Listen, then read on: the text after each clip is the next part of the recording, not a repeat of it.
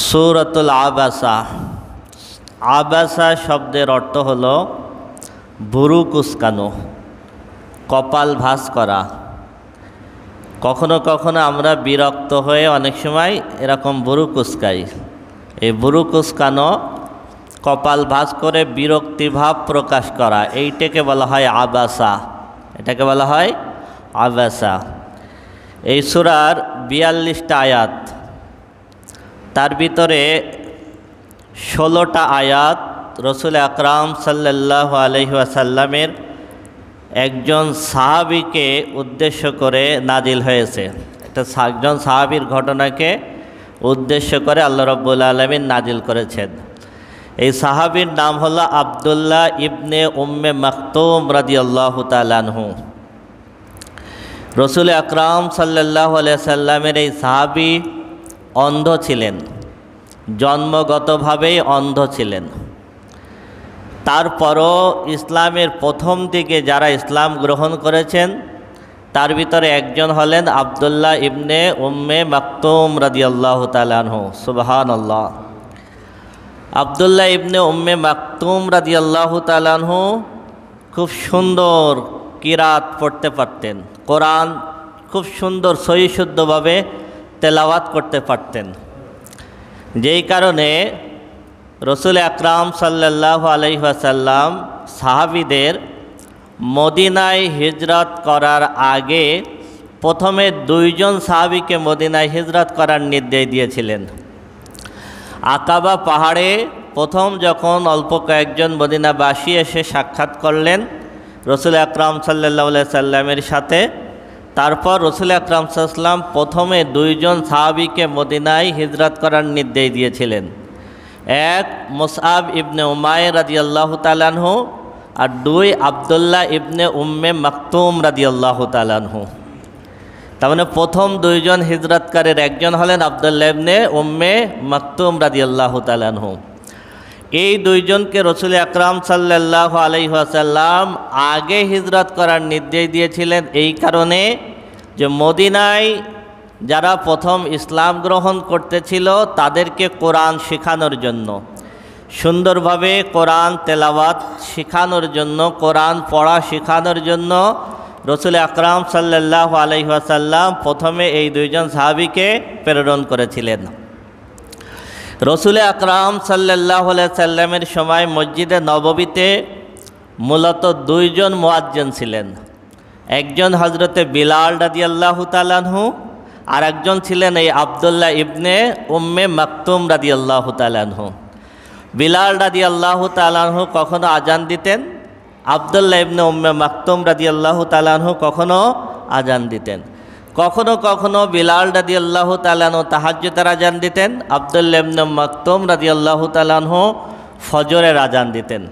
তো এরকমভাবে শুধু তাই না, আব্দুল্লাহ ইবনে উম্মে মাকতুম রাদিয়াল্লাহু তাআলা আনহু যেহেতু কোরআন খুব সুন্দর তেলাওয়াত করতে পারতেন, এই কারণে রসুল আকরাম সাল্লাল্লাহু আলাইহি ওয়াসাল্লাম সাহাবীদেরকে নিয়ে যখন বিভিন্ন যুদ্ধে অংশগ্রহণ করতেন, তা আব্দুল্লাহ ইবনে উম্মে মাকতুম রাদিয়াল্লাহু তাআলা আনহু যেহেতু অন্ধ ছিলেন, এই জন্য আব্দুল্লাহ ইবনে উম্মে মাকতুম রাদিয়াল্লাহু তাআলা আনহুকে সাধারণত যুদ্ধে রসুল আকরাম সাল্লাল্লাহু আলাইহি ওয়াসাল্লাম নিতেন না। তো রসুল আকরাম সাল্লাল্লাহু আলাইহি ওয়াসাল্লাম নিজে যখন যুদ্ধে অংশগ্রহণ করতেন তখন রসুল আকরাম সাল্লাল্লাহু আলাইহি ওয়াসাল্লামের জায়গায় মসজিদে নববীতে আব্দুল্লাহ ইবনে উম্মে মাকতুম রাদিয়াল্লাহু তাআলা আনহুকে ইমামতির দায়িত্ব দিয়ে যেতেন। সুবহানাল্লাহ। এইরকম 13 বার আব্দুল্লাহ ইবনে উম্মে মাকতুম রাদিয়াল্লাহু তাআলা আনহু রসুল সাল্লাল্লাহু আলাইহি ওয়াসাল্লামের জায়গায় রসুল সাল্লাল্লাহু আলাইহি ওয়াসাল্লাম কর্তৃক 13 বার ইমামতির দায়িত্ব পেয়েছেন। সুবহানাল্লাহ, সুবহানাল্লাহ। তো এই আয়াতগুলো যখন আব্দুল্লাহ ইবনে উম্মে মাকতুম রাদিয়াল্লাহু তাআলা আনহুকে উদ্দেশ্য করে নাজিল হলো, তারপরে রসুল আকরাম সাল্লাল্লাহু আলাইহি ওয়াসাল্লাম সর্বাবস্থায় আব্দুল্লাহ ইবনে উম্মে মাকতুম রাদিয়াল্লাহু তাআলা আনহুকে একটু আলাদাভাবে সম্মান করতেন, আলাদাভাবে খাতির করতেন। সাহাবীদের নিয়ে বসা থাকা অবস্থায় যদি আব্দুল্লাহ ইবনে উম্মে মাকতুম আসতেন, রাসূল সাল্লাল্লাহু আলাইহি ওয়াসাল্লাম বলতেন স্বাগতম, তুমি আসো, তাকে বসতে দিতেন আর বলতেন তোমাকে উদ্দেশ্য করে আল্লাহ কোরআনের আয়াত নাজিল করেছেন। সুবহানাল্লাহ, সুবহানাল্লাহ। তো মূল শানে নজুল হলো, মূল ঘটনা হলো রসুল আকরাম সাল্লাল্লাহু আলাইহি ওয়াসাল্লাম একদিন এলিট পারসন, মক্কার কিছু এলিট পারসনকে ইসলামের দাওয়াত দিচ্ছিলেন। তার ভিতর আবু জাহাল সহ আরও অনেকে ছিল। তো রসুল আকরাম সাল্লাল্লাহু আলাইহি সাল্লামের কাছে সবসময় একটা বিষয় কাজ করত, যে তিনি ধারণা করতেন, রসুল আকরাম সাল্লাল্লাহু আলাইহি ওয়াসাল্লাম সবসময় ভাবতেন যে নেতৃস্থানীয় ব্যক্তিবর্গগুলো যদি ইসলাম গ্রহণ করে তাহলে আমার সমাজে ইসলামকে প্রতিষ্ঠিত করতে সহজ হবে। এই জন্য রসুল আকরাম সাল্লাল্লাহু আলাইহি ওয়াসাল্লাম বারবার বাধাপ্রাপ্ত হতেন। তারপরেও ওই নেতৃস্থানীয় ব্যক্তিবর্গদেরকে রসুল আকরাম সাল্লাল্লাহু আলাইহি ওয়াসাল্লাম বারবার ইসলামের দাওয়াত দিতেন। তো এরকম একটা এলিট পারসন, এরকম কিছু এলিট পারসন যারা নেতৃস্থানীয় ব্যক্তিবর্গ, তাদেরকে নিয়ে রসুল আকরাম সাল্লাল্লাহু আলাইহি ওয়াসাল্লাম বসে ইসলামের কথা বলতেছিলেন। কিন্তু যাদেরকে নিয়ে বসেছিলেন তাদের তো ইসলামের প্রতি আগ্রহ কম, কিন্তু রসুল সাল্লাল্লাহু আলাইহি ওয়াসাল্লামের আগ্রহ বেশি, যে এই মানুষগুলো যদি ইসলাম গ্রহণ করে তাহলে ইসলামের অনেক কী হবে, উপকার হবে। তো এইরকম কিছু নেতৃস্থানীয় ব্যক্তিবর্গদের নিয়ে বসে রসুল সাল্লাল্লাহু আলাইহি ওয়াসাল্লাম ইসলামের কথা বলতেছেন। এমন সময় আব্দুল্লাহ ইবনে উম্মে মাকতুম রাদিয়াল্লাহু তাআলা আনহু কিছুটা দৌড়ানোর মতো খুব তাড়াহুড়া করে দ্রুত অবস্থায় রসুল আকরাম সাল্লাল্লাহু আলাইহি ওয়াসাল্লামের কাছে আসলেন। আসার পরে একটু জোরে জোরে বললেন। সবসময় একটা জিনিস খেয়াল রাখবেন, যাদের কিছু অঙ্গ প্রতিবন্ধী থাকে তাদের অন্য অঙ্গগুলো বেশি স্ট্রং হয়। তার মানে যিনি অন্ধ তিনি তো আর বুঝতে পারেন না যে আমার কথা উনি শুনতেছেন কি না। এই জন্য অন্ধ ব্যক্তিরা যখন একটু কথা বলে তখন স্বাভাবিকভাবে কথা একটু কি হয়, জোর হয়। তা আব্দুল্লাহ ইবনে উম্মে মাকতুম রাদিয়াল্লাহু তাআলা আনহু রসুল আকরাম সাল্লাল্লাহু আলাইহি সাল্লামকে উদ্দেশ্য করে বলতে লাগলেন, হে মুহাম্মদ সাল্লাল্লাহু আলাইহি সাল্লাম, আল্লাহ আপনাকে যা শিখিয়েছেন আমাকে সেখান থেকে কিছু জ্ঞান শিক্ষা দিন।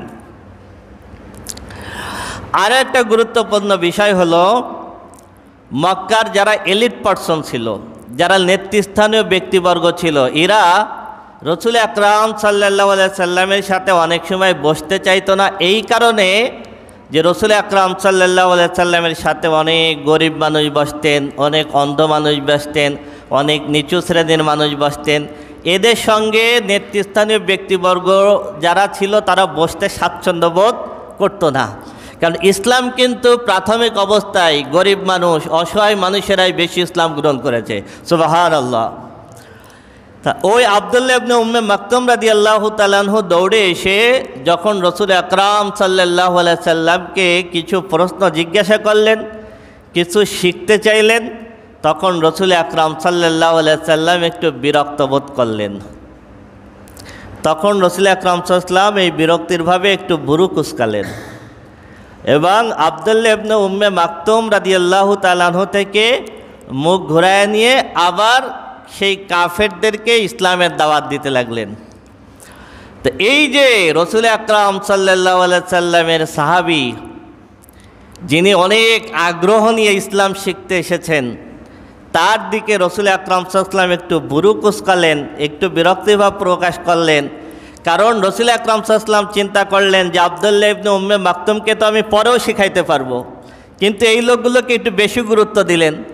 কিন্তু আল্লাহ রাব্বুল আলামিনের ইচ্ছা হলো, যে শুনতে চায় না তাকে তো জোর করে শোনানোর দরকার নাই, বরং যে বেশি শুনতে আগ্রহী, যে দৌড়ে আসতেছে, হে রসুল আপনি তো তার দিকে বেশি গুরুত্ব দিবেন, অথচ আপনি একটু ভুরু কুঁচকালেন, মুখটা ফিরাই নিলেন, সাথে সাথে আল্লাহ রাব্বুল আলামিন 16টা আয়াত নাজিল করলেন। সুবহানাল্লাহ। কয়টা আয়াত? 16টা। আবাসা ওয়া তাওয়াল্লা আন জাআহুল আ'মা। দেখেন আল্লাহ বলতেছেন আবাসা, তিনি ভুরু কুঁচকালেন, ওয়া তাওয়াল্লা এবং মুখ ফিরায় নিলেন। কি কারণে?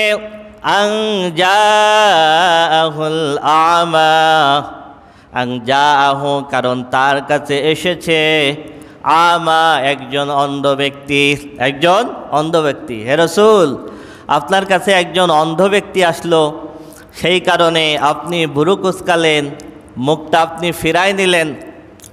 অথচ ওয়ামা ইউদরিকা লাআল্লাহু ইয়াযাক্কা, ওয়ামা ইউদরিকা কিভাবে আপনি জানবেন, লাআল্লাহু ইয়াযাক্কা ওই অন্ধ ব্যক্তিকে আপনি যদি কোরআনের কথা বলতেন, আশা করা যায় হয়তোবা ওই অন্ধ ব্যক্তি কোরআনের কথা শুনে তার অন্তরকে পরিশুদ্ধ করে নিত। সুবহানাল্লাহ। আপনি যাদেরকে বলতেছেন ওরা তো গুরুত্ব দিচ্ছে না, কিন্তু যে দৌড়ে আসছে তাকে যদি আপনি বলতেন তাহলে হয়তো সে কী হয়ে যেত, শুদ্ধ হয়ে যেত। তাযাক্কা ইয়াতাযাক্কা লাআল্লাহু ইয়াযাক্কা, সে তার অন্তরকে পরিশুদ্ধ করে নিত। সুবহানাল্লাহ। আও ইয়াযাক্কারু ফাতানফাহু যিকরা, অথবা আপনি যদি তাকে কোরআনের কথা বলতেন, এই উপদেশ যদি আপনি তাকে দিতেন, এই অন্ধ ব্যক্তিকে দিতেন, তাহলে ফাতানফাহু যিকরা, এই যিকরা এই কোরআন ওই ব্যক্তির জন্য মহা উপকারে আসতো। সুবহানাল্লাহ। ফাতানফাহু, তার জন্য এটা কি হতো, উপকার হতো। আম্মা মান ইস্তাগনা, অথচ আপনি কি করলেন, আম্মা মান ইস্তাগনা, যারা গণী, তার মানে যারা ধনী, যারা কি ইস্তাগনা মানে কি, যারা ধনী, যাদের প্রয়োজন নেই, যাদের আগ্রহ নেই, যাদের অভাব নেই, এমন ব্যক্তিদেরকে নিয়ে ফাআনতা লাহু তাসাদ্দা, তাসাদ্দা শব্দের অর্থ হলো বারবার আগ্রহী হওয়া, বারবার আগ্রহী হওয়া। আপনি তাদেরকে নিয়ে ব্যস্ত হয়েছিলেন, এমন সময় আবার একজন সাহাবী আসলেন অন্ধ, তার দিক থেকে ফিরায় নিয়ে আবার তাদের দিকে আপনি ব্যস্ত হয়ে পড়লেন। সুতরাং আম্মা মান ইস্তাগনা, যেই ব্যক্তি ধনী, সে তো নিচু মানুষকে গুরুত্ব দেয় না, সে তো কোরআনকে গুরুত্ব দেয় না, আপনাকে গুরুত্ব দেয় না, অথচ এই মানুষগুলোকে নিয়ে আপনি বারবার ব্যস্ত হয়ে পড়লেন। ওমা আলাইকা আল্লা ইয়াযাক্কা, এই মানুষগুলো, এই এলিট পারসন যদি কোরআন গ্রহণ না করে, এই এলিট পারসন যদি নিজেদেরকে পরিশুদ্ধ না করে, তাহলে এই ব্যাপারে তো আপনাকে আখিরাতে জিজ্ঞেস করা হবে না। আল্লাহ বলতেছেন কি, এরা যদি নাও গ্রহণ করে, যারা এলিট পারসন, যাদেরকে নিয়ে আপনি ব্যস্ত হয়ে পড়লেন, তাদেরকে নিয়ে আপনি কেন ব্যস্ত হচ্ছেন, এরা যদি ইসলাম গ্রহণ নাও করে তাহলে কেন করলো না, এই ব্যাপারে তো আমি আল্লাহ আপনাকে জিজ্ঞাসা করব না। ওরা না গ্রহণ না করলেও ইসলামের কোনো ক্ষতি নাই, কোরআনের কোনো ক্ষতি নাই। এই জন্য আল্লাহ রাব্বুল আলামিন অন্য জায়গায় বলেছেন কোরআনের ভিতরে, ফাযাক্কির ইন্নামা আনতা মুযাক্কির লাস্তা আলাইহিম বিমুসাইতির, হে রাসূল এই কোরআন দিয়ে আপনি উপদেশ দিতে থাকুন। ফাযাক্কির ইন্নামা আনতা মুযাক্কির, আপনি একজন উপদেশদাতা। লাস্তা আলাইহিম বিমুসাইতির, আপনি জোর জবরদস্তি করে ইসলাম প্রতিষ্ঠিত করার জন্য না। তার মানে যে শুনতে চাবে না তাকে তো আপনার জোর জবরদস্তি করে শোনানোর দরকার নাই। লাস্তা আলাইহিম বিমুসাইতির ইল্লা মান তাওয়াল্লা ওয়া কাফার, আপনি কোরআনের কথা বলবেন, তারপরেও দেখবেন কিছু মানুষ এটাকে গুরুত্ব দেবে না, কিছু মানুষ এটাকে শুনবে না। তাওয়াল্লা ওয়া কাফার, সে মুখ ফেরায় নেবে, সে অস্বীকার করবে। ফায়ুআযিবুহুল্লাহুল আযাবাল আকবার, যে মুখ ফেরায় নেবে, অস্বীকার করবে, গুরুত্ব দেবে না, আমি রব্বুল আলামিন তাকে আখিরাতে পাকড়াও করব, এটা নিয়ে আপনার চিন্তা করা লাগবে না। ইন্না ইলাইনা ইয়াবাহুম, নিশ্চয় ওই ব্যক্তি আমার কাছেই ফিরে আসবে। সুম্মা ইন্না আলাইনা হিসাবাহুম, অতঃপর তার বিচার আমি আল্লাহ নিজেই করব। আল্লাহ বলতেছেন ও যাবে কোথায়, ইন্না ইলাইনা ইয়াবাহুম, ওর তো আমার কাছেই ফিরে আসতে হবে। সুম্মা ইন্না আলাইনা হিসাবাহুম, তারপরে তার বিচার আমি আল্লাহ নিজেই করব। সুতরাং আপনি যাদেরকে নিয়ে ব্যস্ত হয়ে পড়লেন, ওমা আলাইকা আল্লাহ ইয়াযাক্কা, তারা যদি ইসলাম গ্রহণ না করে তাতে আপনার কোনো সমস্যা নাই। এই জন্য আখেরাতে আপনি নামাজ পড়েন, আপনার প্রতিবেশী কেন নামাজ পড়ল না, এই প্রশ্ন আল্লাহ কখনো আপনাকে করবেন না। তবে হ্যাঁ, আপনাকে যে প্রশ্নটা করবেন সেটা হলো নামাজের দাওয়াত আপনি প্রতিবেশীর কাছে পৌঁছাইছেন কিনা। নামাজের দাওয়াত, এই কোরআন সমাজের মানুষ কেন মানল না, এইটা আল্লাহ রাব্বুল আলামিন আপনাকে আমাকে জিজ্ঞাসা করবেন না, কিন্তু আল্লাহ রাব্বুল আলামিন এটা জিজ্ঞাসা করবেন যে এই কোরআনের দাওয়াত আপনি সমাজের মানুষের কাছে পৌঁছাইছেন কিনা, পৌঁছাইছেন কিনা। আপনার আমার কাজ হলো দাওয়াত পৌঁছাই দেওয়া, গ্রহণ করলো আর না করলো সেটা বুঝবে সে আর তার আল্লাহ। এরপর আল্লাহ বলতেছেন ওয়া আম্মা মান জাআকা ইয়াসআ, আর যেই ব্যক্তি আপনার কাছে দৌড়ে আসলো, কে দৌড়ে আসলো? হযরত আব্দুল্লাহ ইবনে উম্মে মাকতুম রাদিয়াল্লাহু তাআলা আনহু। যেই ব্যক্তি আপনার কাছে দৌড়ে আসলো, ওহুয়া ইয়াখশা, ওই ব্যক্তি দৌড়ে এসেছে এই কারণে যে ওই ব্যক্তি অন্তর থেকে আল্লাহকে ভয় করে। সুবহানাল্লাহ, সুবহানাল্লাহ, ওই ব্যক্তি আল্লাহকে ভয় করে। ফাআনতা আনহু তালাখা, অথচ আপনি তাকে অবহেলা করলেন, আপনি তাকে গুরুত্ব দিলেন না। কাল্লা, কখনো এটা করবেন না। ইন্নাহা তাজকিরা, কারণ এই কোরআন হলো উপদেশবাণী। সুবহানাল্লাহ। তার মানে হলো এই কোরআন শুধুমাত্র প্রেসিডেন্টের জন্য না, প্রধানমন্ত্রীর জন্য না, বরং এই কোরআন হলো সব মানুষের জন্য, সব মানুষের জন্য উপদেশবাণী। কাল্লা ইন্নাহা তাজকিরা, কিছু মানুষকে আপনি কোরআন শোনাবেন আর কিছু মানুষকে আপনি গুরুত্ব দিবেন না, এই কোরআন এমন না। এই কোরআন প্রেসিডেন্টের জন্য, প্রধানমন্ত্রীর জন্য, মন্ত্রীর জন্য, এমপির জন্য, ডাক্তারের জন্য, ইঞ্জিনিয়ারের জন্য, একইভাবে রিক্সা চালকের জন্য, লেবারের জন্য, খেটে খাওয়া মানুষের জন্য, অন্ধ ব্যক্তির জন্য, খোড়া ব্যক্তির জন্য, যে প্রতিবন্ধী তার জন্য, সবার জন্য কোরআন হলো উপদেশবাণী। সুবহানাল্লাহ, সুবহানাল্লাহ। এই কোরআন যে শুনতে যাবে তাকে শোনাবেন, যে শুনতে যাবে তাকে শোনাবেন।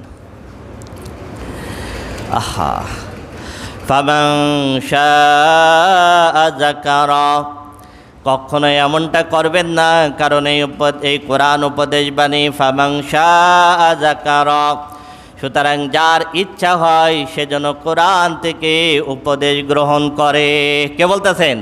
আল্লাহ। সবার জন্য এটা উপদেশবাণী, সুতরাং যার ইচ্ছা হয় সে যেন এই কোরআন থেকে উপদেশ গ্রহণ করে। এরপরে আল্লাহ বলতেছেন ফি সুহুফিম মুকাররামা, হে রাসূল আপনি মনে করতেছেন যে এই নেতৃস্থানীয় ব্যক্তিবর্গগুলো যদি কোরআন মানে তাহলে কোরআনের সম্মান বাড়বে, কোরআনের সম্মান বাড়বে, কোরআন সমাজে প্রতিষ্ঠিত হবে। আল্লাহ বলতেছেন এই নেতৃস্থানীয় ব্যক্তিবর্গকে কোরআন মানাইয়া কোরআনের সম্মান বাড়ানোর প্রয়োজন নাই, কারণ তারা যদি মানেও কোরআন সম্মানিত, আর তারা যদি না মানেও তবুও কোরআন সম্মানিত। ফি সুহুফিম মুকাররামা, কারণ এই কোরআন মহিমান্বিত লাউহে মাহফুজে লিখিত আছে। সুবহানাল্লাহ। কোথায় লিখিত আছে? এই লাউহে মাহফুজের আল্লাহ রাব্বুল আলামিন এখানে তিনটা গুণ বর্ণনা করেছেন। এক, মুকাররামা, মারফুআতিম মুতাহহারা। মারফুআ মানে হলো সবার উপরে, আর মুতাহহারা মানে পুত পবিত্র, পুত পবিত্র। তা আল্লাহ বলতেছেন এরা যদি কোরআন নাও মানে, এরা যদি কোরআনের কথা নাও শোনে, নেতৃস্থানীয় ব্যক্তিবর্গ যদি কোরআন নাও মানে, তবুও এই কোরআন মহিমান্বিত, সুউচ্চ, সুপবিত্র লাউহে মাহফুজে আমি রব্বুল আলামিন কোরআনকে সংরক্ষণ করে রেখেছি। কোরআন এমনিতেই সবার থেকে সম্মানিত। সুবহানাল্লাহ, সুবহানাল্লাহ। কোরআন এমনি সম্মানিত, আপনার ওদেরকে মানায় কোরআনের মর্যাদা বাড়ানো লাগবে না। আল্লাহ রব্বুল আলামিন লাউহে মাহফুজের তিনটা গুণ বর্ণনা করলেন, এরপরে বর্ণনা করলেন বিআইদি সাফারা, আমি রব্বুল আলামিন সম্মানিত লেখকদের মাধ্যমে এটাকে লিপিবদ্ধ করেছি। যেই লেখকরা কোরআন লিখেছেন, যেই লেখকরা কোরআন লিখেছেন তাদের দুইটা গুণ বর্ণনা করেছেন আল্লাহ রব্বুল আলামিন। একটা হলো কিরামিন, আর একটা হলো বারারা।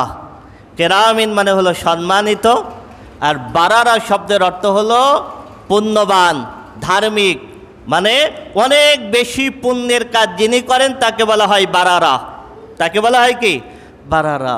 তা আল্লাহ বলতেছেন লাউহে মাহফুজে যেই কোরআন লিখিত, এই কোরআন যেই সমস্ত ফেরেশতারা লিখেছেন সেই সমস্ত ফেরেশতারা অন্য ফেরেশতাদের থেকে বেশি সম্মানিত, বেশি পুণ্যবান। একইভাবে আমি রব্বুল আলামিন কোরআন যখন পৃথিবীতে নাজিল করেছি তখন এই কোরআন যে সমস্ত কাতেবে ওহিলা লিখেছেন, 42 জন কাতেবে ওহি ছিলেন রাসূল সাল্লাল্লাহু আলাইহি ওয়াসাল্লামের সাহাবী, যারা কোরআন লিপিবদ্ধ করে রেখেছেন। আল্লাহ বলতেছেন, হে রাসূল, যারা পৃথিবীতে কোরআন লিখে সংরক্ষণ করেছে তারা আপনার অন্য উম্মাদের থেকে সম্মানিত, বেশি পুণ্যবান। সুবহানাল্লাহ, সুবহানাল্লাহ।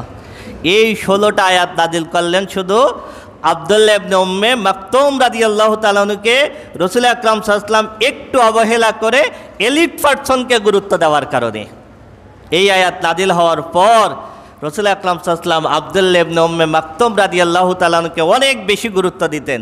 আসলেই স্বাগত জানাতেন আর বসাতেন আর বলতেন, তোমার সম্মানে আল্লাহ কোরআনের আয়াত নাজিল করছেন। সুবহানাল্লাহ, সুবহানাল্লাহ। এরপরে আল্লাহ বলতেছেন, কুতিলাল ইনসানু মা আকফারা, ধ্বংস হয়ে যাক ওই সমস্ত মানুষ, মা আকফারা, যারা অকৃতজ্ঞ। তার মানে হলো আল্লাহ বলতেছেন, এমন একটা মহিমান্বিত কিতাব আমি রব্বুল আলামিন যাদেরকে দিলাম, দেওয়ার পরও এই কিতাবের যারা শুকরিয়া আদায় করে নাই, ওই মানব জাতি ধ্বংস হয়ে যাক। কি বলতেছেন? এমন একটা মহা কিতাব আমি আল্লাহ দিলাম, এই কিতাবকে যারা চিনল না, এই কিতাবকে যারা বুঝলো না, এই কিতাবের শুকরিয়া যারা আদায় করলো না, কুতিলাল ইনসান, ওই মানুষগুলো ধ্বংস হয়ে যাক। সূরাতুর রহমান আলোচনা করতে গিয়ে আমি বলেছি, পৃথিবীতে আল্লাহ রাব্বুল আলামিন মানব জাতিকে যত ধরনের নিয়ামত দিয়েছেন তার ভিতর শ্রেষ্ঠতম নিয়ামত হলো কোরআন। শ্রেষ্ঠতম নিয়ামত কি? আমি একবার উদাহরণ দিয়ে দিয়ে বুঝাইছি যে আপনি মনে করবেন অক্সিজেন ছাড়া আমি বেঁচে থাকতে পারি না, অক্সিজেন আমার কাছে অনেক বেশি মূল্যবান। আপনি বলবেন পানি ছাড়া আমি বেঁচে থাকতে পারি না, আপনি বলবেন আমার বেঁচে থাকার জন্য খাবার লাগে, আপনি বলবেন আমার এটা লাগে ওটা লাগে। আল্লাহ রাব্বুল আলামিন যত নিয়ামত দিয়েছেন সাগরের তলদেশে মণিমুক্তা বের করে দিয়েছেন আপনার আমার জন্য। আল্লাহ বলতেছেন, এর কোনোটাই আমি আল্লাহর পক্ষ থেকে শ্রেষ্ঠ নিয়ামত না, আমি আল্লাহর পক্ষ থেকে বান্দাকে প্রদত্ত শ্রেষ্ঠ নিয়ামত হলো কোরআন। আল্লাহু আকবার। শ্রেষ্ঠ নিয়ামত হলো কি? এই জন্যই কোরআন পড়তে হবে, এই কোরআন বুঝতে হবে। দুর্ভাগ্য হলো সত্য, এই কোরআনই আমরা বুঝি না, এই কোরআনই আমরা পড়তে পারি না। কিতাবুন আনজালনাহু ইলাইকা লিতুখরিজান নাসা মিনাজ যুলুমাতি ইলান নূর। আল্লাহ বলেন, হে রাসূল, আমি আপনার উপরে একখানা কিতাব নাজিল করেছি, লিতুখরিজান নাসা মিনাজ যুলুমাতি ইলান নূর, যাতে করে আপনি মানুষকে অন্ধকার থেকে টেনে টেনে আলোর পথে আনতে পারেন। এই জন্য আমি আপনার কাছে একটা কিতাব নাজিল করেছি। সুবহানাল্লাহ। সেটা হলো কি? এই কোরআন। এই জন্য আমাদের কোরআন শিখতে হবে। এরপর আল্লাহ রাব্বুল আলামিন বলতেছেন, মিন আইয়ি শাইইন খালাকাহু মিন নুতফাতিন খালাকাহু ফাকাদ্দারা। মানুষের একটু চিন্তা করা উচিত, মিন আইয়ি শাইইন খালাকাহু, আমি রব্বুল আলামিন তাকে কিসের থেকে সৃষ্টি করেছি? মিন নুতফাতিন খালাকাহু ফাকাদ্দারা, আমি রব্বুল আলামিন তাকে খুবই সামান্য বীর্যের থেকে সৃষ্টি করে সুস্পষ্টভাবে আমি রব্বুল আলামিন তাকে সৃষ্টি করেছি।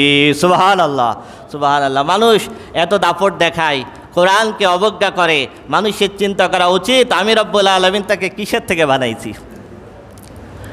ওয়ালাকাদ খালাকনাল ইনসানা মিন সুলালাতিন মিন তিন সুম্মা জাআলনাহু নুতফাতান ফি করারিম মাকিন সুম্মা খালাকনান নুতফাতা আলাকাতান ফাখালাকনাল আলাকাতা মুদগাতান ফাখালাকনাল মুদগাতা ইযামান ফাকাসারনাল ইযামা লাহমা সুম্মা আনশানাহু খালকান আখার ফাতাবারাকাল্লাহু আহসানুল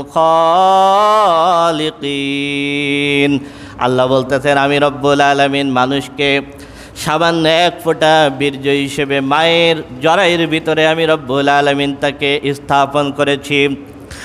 এই সামান্য এক ফোঁটা বীর্যকে আমি রব্বুল আলামিন জমাট রক্ত বানিয়েছি।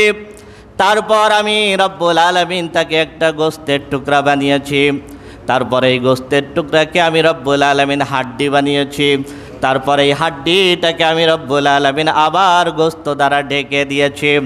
এতগুলো স্তর অতিবাহিত হওয়ার পর আমি রব্বুল আলামিন আমার নিজের মনের মতো করে মায়ের গর্ভের ভিতরে তার আকৃতি দিয়েছি। সুবহানাল্লাহ, সুবহানাল্লাহ। মানুষের তো বোঝা উচিত আমি আল্লাহ তাকে কিভাবে বানাইছি।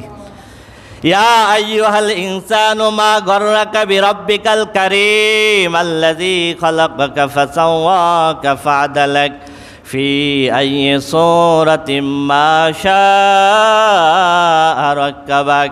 আল্লাহ কত চমৎকারভাবে বলতেছেন, হে মানুষ, এমন কোন জিনিস তোমাকে তোমার রব থেকে বিরত রাখলো? এমন কোন জিনিস তোমাকে তোমার রব থেকে বিরত রাখলো?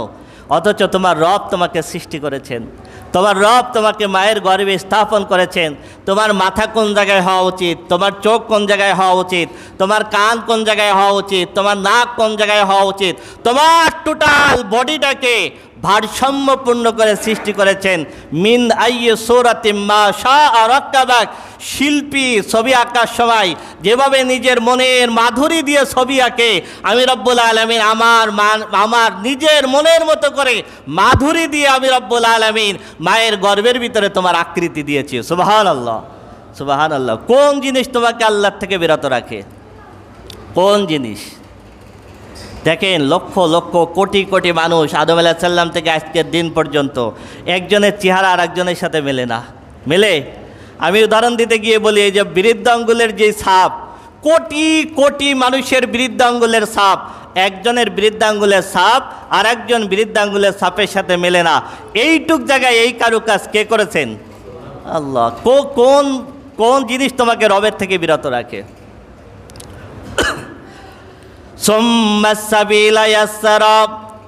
এরপর আল্লাহ বলতেছেন, আমি রব্বুল আলামিন সৃষ্টি করার পরে তোমাকে আমি সঠিক পথের সন্ধান দিয়ে দিয়েছি। কোনটা সঠিক পথ, কোনটা ন্যায়ের পথ, কোনটা অন্যায়ের পথ। সূরা বালাদের ভিতর আল্লাহ চমৎকারভাবে বলেছেন, আলাম নাজআল লাহু আইনাইন ওয়া লিসানান ওয়া শাফাতাইন ওয়া হাদাইনাহুন নাজদাইন। আমি রব্বুল আলামিন কি তোমার এই দুইটা চক্ষু দিই নাই? প্রশ্ন করতেছেন আল্লাহ, আমি রব্বুল আলামিন কি তোমার এই দুটা চক্ষু দিই নাই? আমি রব্বুল আলামিন কি কথা বলার জন্য তোমার জিহ্বা দিই নাই? আমি রব্বুল আলামিন কি তোমার দুইটা ঠোঁট দিই নাই? আমি রব্বুল আলামিন কি তোমাকে সত্য আর মিথ্যা, সরল সঠিক পথের সন্ধান আমি আল্লাহ কি তোমাকে দিই নাই? সুবহানাল্লাহ, সুবহানাল্লাহ। সুম্মাস সাবিলা ইয়াসসারা। এরপর আমি রব্বুল আলামিন তোমাকে সঠিক পথের সন্ধান দিয়েছি। সুম্মা আমাতাহু ফাআকবারা। এরপর আমি রব্বুল আলামিন তোমাকে আবার মৃত্যু দিব, তোমাকে আমি কবরের বাসিন্দা করব, চিরদিন তুমি থাকতে পারবা না। এরপর আমি রব্বুল আলামিন তোমাকে মৃত্যু দিব, ফাআকবারা, তুমি একসময় কবরের বাসিন্দা হয়ে যাবা। সুম্মা ইযা শাআ আনশারা। এই কবরের বাসিন্দা হওয়ার পর এক সময় আমি রব্বুল আলামিন নিজের ইচ্ছা মতো তোমাকে এক সময় আমি উঠাবো। তুমি নিজের ইচ্ছায় উঠতে পারবে না, তোমাকে আমি আল্লাহ মৃত্যু দিব। মৃত্যু দেওয়ার পর তোমাকে আমি কবরের সাথে মিশাই দিব, মাটির সাথে আমি রব্বুল আলামিন মিশাই দিব। এরপর তোমার কোনো ক্ষমতা নাই তুমি পুনরায় কখন উঠবা। আমি আল্লাহ যখন ইচ্ছা করব তখন আমি রব্বুল আলামিন তোমাকে পুনরায় জীবিত করব। সুবহানাল্লাহ। আল্লাহ রব্বুল আলামিন সূরা তাহার ভিতর বলেছেন, ওমান আরাদা আন যিকরি ফাইন্না লাহু মাঈশাতান দানকা ওয়া নাহশুরুহু ইয়াওমাল কিয়ামাতি আমা ক্বালা রাব্বি লিমা হাশারতানি আমা ওয়া ক্বাদ কুনতু বাসীরা ক্বালা কাযালিকা আতাতকা আয়াতুনা ফানাসিতাহা ওয়া কাযালিকাল ইয়াওমা তুনসা। আল্লাহ রাব্বুল আলামিন বলেন, এই পৃথিবীতে যারা আমার কোরআন থেকে মুখ ফিরিয়ে নেয়, যারা এই কোরআন অনুযায়ী চলে না, আমি রব্বুল আলামিন মাঈশাতান দানকা, তাদের পৃথিবীর জীবনকে আমি রব্বুল আলামিন সংকীর্ণ করে দেব। তার মানে কি? ও অনেক জ্ঞানী হবে, ওর অনেক অর্থ সম্পদ থাকবে, কিন্তু শান্তি থাকবে না, শান্তি থাকবে না। যে কোরআন থেকে মিকফরাই নেবে, আমি রব্বুল আলামিন ওর দুনিয়ার জীবন কঠিন করে নেব। মাইশাতান দানকা ওয়া নাহশুরুহু ইয়াওমাল কিয়ামাতি আমা, এরপর আমি মৃত্যুর পর যখন তাকে পুনরায় জীবিত করব, তখন তাকে অন্ধ করে উঠাবো। কিভাবে উঠাবেন? অন্ধ করে। ক্বালা রাব্বি লিমা হাশারতানি আমা ওয়া কাদ কুনতু বাসীরা, মানুষ সেই দিন বলবে, আল্লাহ আজকে কেন অন্ধ, যেন কেন কিছুই দেখতে পারি না। দুনিয়ার বুকে তো আমাদের চমৎকার দুটো চক্ষু ছিল, সব দেখতে পারতাম, আল্লাহ দুনিয়ায় তো সব দেখতে পারতাম, আজকে কি হলো, আজকে কেন কোনো কিছুই দেখতে পারতেছি না। ক্বালা কাযালিকা আতাতকা আয়াতুনা ফানাসিতাহা ওয়া কাযালিকাল ইয়াওমা তুনসা, আল্লাহ বলবেন তোকে দুনিয়ায় দুটো চক্ষু দিয়েছিলাম, এই চক্ষু থাকার পরেও আমার আয়াত তুই দেখিস নাই, আমার আয়াত তুই পড়িস নাই, আমার আয়াত থেকে তুই শিক্ষা গ্রহণ করিস নাই। পৃথিবীর বুকে যেভাবে তুই কোরআন ভুলে গিয়েছিলি, আখিরাতে আজকে আমি আল্লাহ তোকে ভুলে গেলাম। কত কঠিন কথা, হ্যাঁ? দুনিয়ায় যেভাবে আমার কোরআন ভুলে গেছিলি, আজকে আমি আল্লাহ তোকে সেই রকমভাবে ভুলে গেলাম। এবার বলুন তো, আখিরাতে আল্লাহ যদি কাউকে ভুলে যান, তার কোনো রাস্তা আছে? হ্যাঁ, তার কোনো রাস্তা আছে? আল্লাহ ওই দিন বলবেন, দুনিয়ায় যেভাবে কোরআন ভুলে গেছিলি, আজকে আমি রব্বুল আলামিন তোকে ভুলে গেলাম। কাল্লা লাম্মা ইয়াকযি মা আমারা, এরপর আল্লাহ বলতেছেন, এত কিছু দেওয়ার পর আমি রব্বুল আলামিন বান্দাকে যে নির্দেশ দিলাম, বান্দা সেই নির্দেশ পালন করলো না।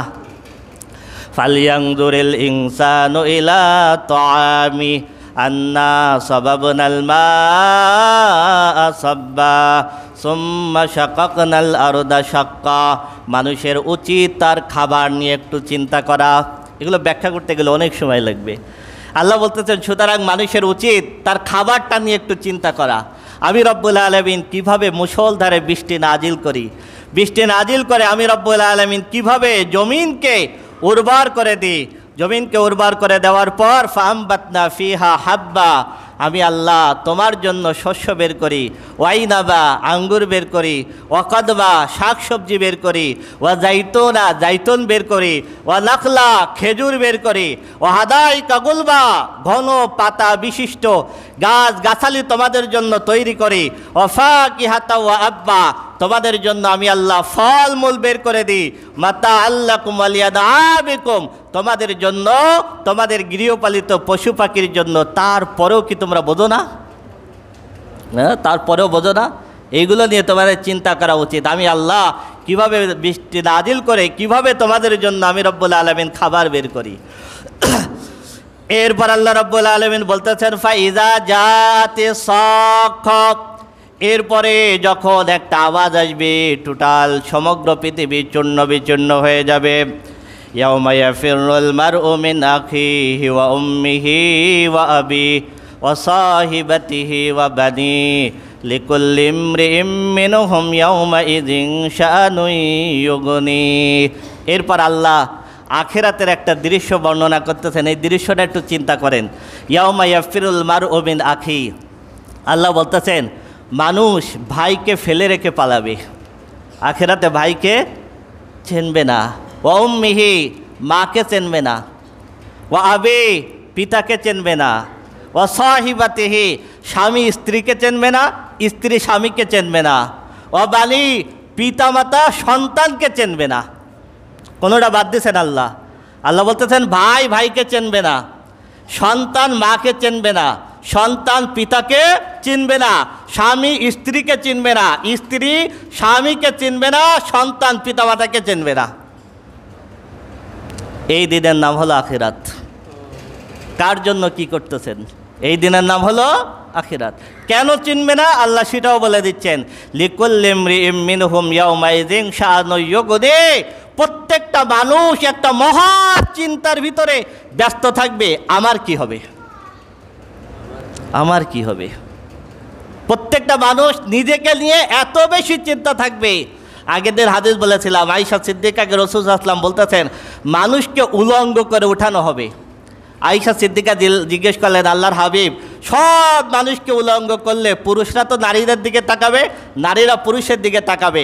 রাসূল সাল্লাল্লাহু আলাইহি ওয়াসাল্লাম বললেন, আয়েশা না, মানুষ এত বেশি চিন্তা থাকবে, মানুষ এত বেশি পাগল পারা থাকবে, কে উলঙ্গ আছে কে উলঙ্গ নাই এর চিন্তাই মাথার ভিতরে আসবে না।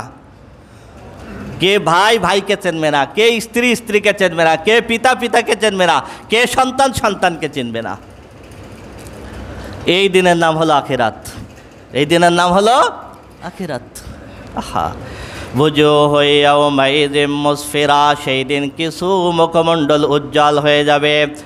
দাহিকাতুম মুস্তাবশিরা, যাদের নেকি ভালো থাকবে তারা হাসতে থাকবে, সুসংবাদে তাদের চেহারা উজ্জ্বল হয়ে যাবে। আল্লাহ আমাদেরকে তাদের অন্তর্ভুক্ত করে দিন, বলুন আমিন। অবুজুহু ইয়াওমাইযিন আলাইহা গবারা, আর কিছু মুখমণ্ডল মলিন হয়ে যাবে। তারহাকুহা কতারা, দেখলে মনে হবে কেউ যেন তাদের মুখের উপরে কালি মাখিয়ে দিয়েছে। যাদের নেকি খারাপ থাকবে তাদের মুখমণ্ডল কালি মাখার মতো অন্ধকার হয়ে যাবে। উলাইকা হুমুল কাফারাতুল ফাজারা, আর তারা হলো ওই সমস্ত ব্যক্তি, দুই শ্রেণীর মানুষ। এক নাম্বার হলো যারা কোরআন অস্বীকার করেছে, আর দুই নম্বর হলো যারা কোরআন মানে নাই। এক নম্বর হলো কি, যারা কোরআন অস্বীকার করেছে, আর দুই নম্বর হলো যারা স্বীকার করেছে কিন্তু কোরআন অনুযায়ী চলে নাই। এক নম্বর হলো কাফের, আর দুই নম্বর হলো পাপী। আল্লাহ রাব্বুল আলামিন আমাদের উপলব্ধি করার তৌফিক দেন, আমিন।